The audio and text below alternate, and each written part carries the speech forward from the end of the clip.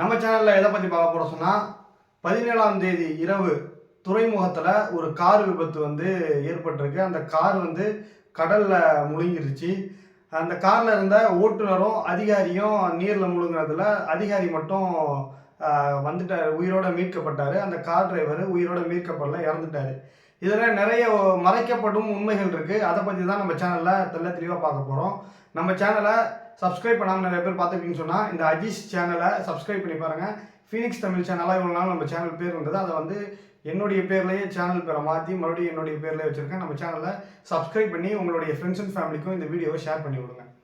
17ஆம் தேதி இரவு ஒரு கார் விபத்து நம்ம துறைமுகம் ஹார்பர் சொல்லக்கூடிய சென்னையில் இருக்கக்கூடிய ஹார்பர் துறைமுகத்தில் ஒரு கார் விபத்து ஏற்படுது. நைட்டு அங்கே பணிபுரியக்கூடிய ஒரு அதிகாரியை முகமது ஷாஹின் சொல்லக்கூடிய ஒரு ஓட்டுநர், ஆக்டிங் டிரைவர், அதாவது அன்றைக்கி மட்டும்தான் டிரைவராக அன்றைக்கி போகிறாரு.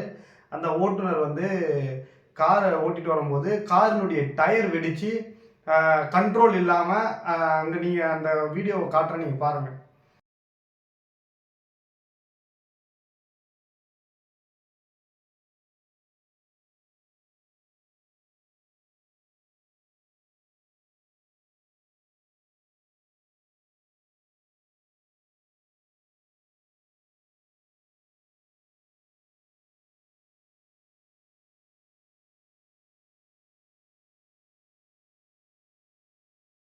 அந்த வீடியோ நீங்கள் பார்த்துருப்பீங்க.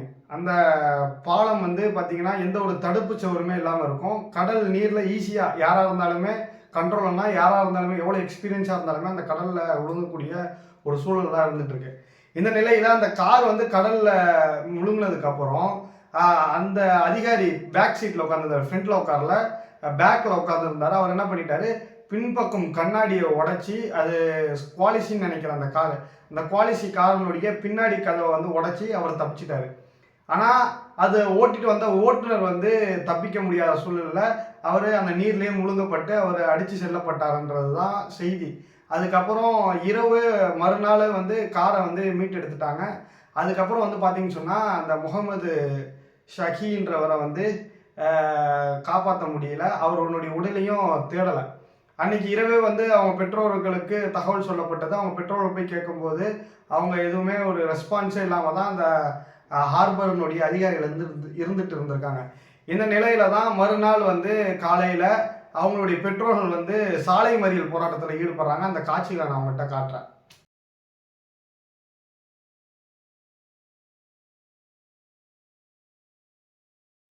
இப்போ நீங்கள் அந்த காட்சிகளை பார்த்துருப்பீங்க. அவங்களுடைய பெற்றோர்களும் அவங்களுடைய உறவினர்களும் அந்த சாலை மறியல், அந்த மலையில கொட்டும் மலையிலையும் தன்னுடைய பிள்ளையை கண்டுபிடிக்கணும்னு சொல்லி ஒரு போராட்டத்தை நடத்திட்டு வராங்க.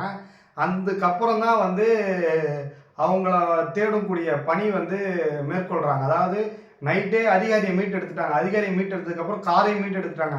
ஆனால் அந்த நபரை மட்டும் தேடும் பணியில் இரவு நேரம்னால மழை பெஞ்சிட்டே இருக்கிறதுனால தேட முடியாதுன்ற மாதிரி அதிகாரிகள் சொல்லியிருக்காங்க.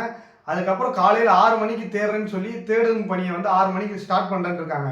ஆனால் 6 மணி ஆகியுமே அந்த தேடக்கூடிய பணிகளை அதிகாரிகள் ஸ்டார்ட் பண்ணலன்றது தான் அவங்க பெற்றோர் சொல்லக்கூடிய தகவலாக இருக்குது. இந்த நிலையில தான் 6 மணிக்கு தேடாமல் 10 மணிக்கு வரையும் அவங்க தேடாமல் இருந்திருக்காங்க. 10 மணிக்கு அவங்க தாயாரும் அவங்க உறவினரும் போராட்டத்தில் ஈடுபட்டிருக்காங்க. இதை தொடர்ந்து அங்கே அருகாமையில் இருக்கக்கூடிய மனிதநேய மக்கள் கட்சியும் தமிழ்நாடு முஸ்லீம் முன்னேற்ற கழகத்தினுடைய நிர்வாகிகள், அவர் அந்த மாவட்டத்தினுடைய தலைவராக இருக்கக்கூடிய தாகா நவீன் அவருடைய தலைமையில் அந்த அதிகாரிகளை போய் பார்க்குறாங்க, பேசுகிறாங்க. பேசும்போது தான் ஒரு உண்மை செய்தி வெளியே வருது. என்ன செய்தின்னு சொன்னால், ஹார்பரில் நடந்த விஷயம், அதாவது எங்கே நடந்தாலுமே சரி அது சென்ட்ரல் கவர்மெண்ட்டு, இது ஸ்டேட் கவர்மெண்ட்டு. ஸ்டேட் கவர்மெண்ட் போலீஸ்க்கு அவங்க இன்ஃபார்ம் பண்ணியிருக்கணும் நைட்டு. ஆனால் அவங்க என்ன பண்ணிட்டாங்க, நைட்டே அவங்க இன்ஃபார்ம் பண்ணலை. இது யார் சொல்லி தெரியும்னு சொன்னால், அந்த தீயணைப்பு துறையினுடைய வீரர்கள் எங்ககிட்ட நைட்டே சொல்லலை. நைட்டே சொல்லியிருந்தாங்கன்னா நாங்கள் நைட்டே தேடும் பணியில் நாங்கள் இறங்கியிருப்போம்னு சொல்லி, மறுநாள் காலையில் தான் தீயணைப்பு துறைக்கு தகவல் சொல்லி அவங்க அவங்களோட கடற்படையும் சேர்ந்து தான் பாடியை கண்டுபிடிச்சிருக்காங்க அப்படின்றது தான் உண்மை. பாடி எப்படின்னா அவங்க தேடி கண்டுபிடிக்கலாம் இல்லை, அவருடைய பாடி நம்ம ரிசர்வ் பேங்க் இருக்குல்ல, ரிசர்வ் பேங்க் ஓரத்தில் கரை ஒதுங்கி இருக்கு, அதை தான் அவங்க மீட்டு எடுத்துகிட்டு வந்திருக்காங்க. இந்த நிலையில் அந்த கார் ஓட்டுநர்ல அந்த காரினுடைய உரிமையாளர் பார்த்தீங்கன்னா ரோலிங் ஸ்டோன் சொல்லக்கூடிய அந்த கம்பெனி, அந்த கம்பெனி மூலியமாக தான் கார் ஓட்டிகிட்டு இருந்திருக்காரு. அந்த கம்பெனி அதிகாரிகளை இவங்க நிர்வாகிகள் வந்து பணம் கேட்கறதாக வந்து காவல்துறையினுடைய அதிகாரி வந்து அந்த கட்சியினுடைய நிர்வாகிகள்கிட்ட பேசியிருக்காரு. அந்த வீடியோவை அந்த நிர்வாகிகள் பேசிய அந்த செய்தியாளர்களுடைய அந்த வீடியோ உங்களுக்கு காட்டுறேன், நீங்கள் பாருங்கள்.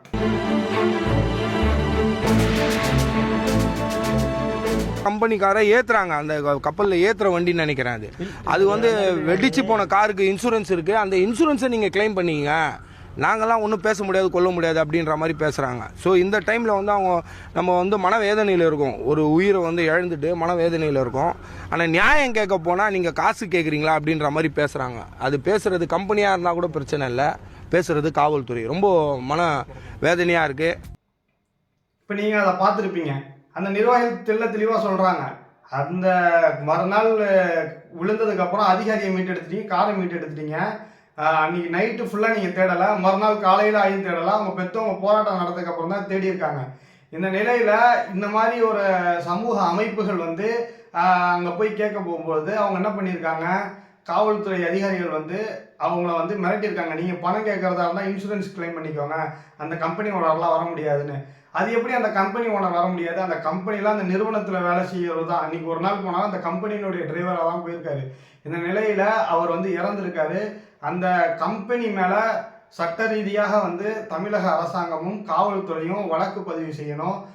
பாதிக்கப்பட்ட அந்த முகமது ஷாஹின்றவருக்கு வந்து தமிழக அரசு சார்பாக இழப்பீடு வந்து தரணுன்றது தான் நம்மளுடைய நோக்கமாக இருக்குது. இதில் பாதிப்படைந்த அவர்களுக்கு நீதி கிடைக்கணும் தான் நம்மளுடைய சேனல் மூலியமாக வீடியோக்களை நம்ம பதிவு செய்கிறோம். நம்ம சேனலை தொடர்ந்து ஆதரவு தாங்க, நம்ம சேனலை சப்ஸ்கிரைப் பண்ணி பாருங்கள்.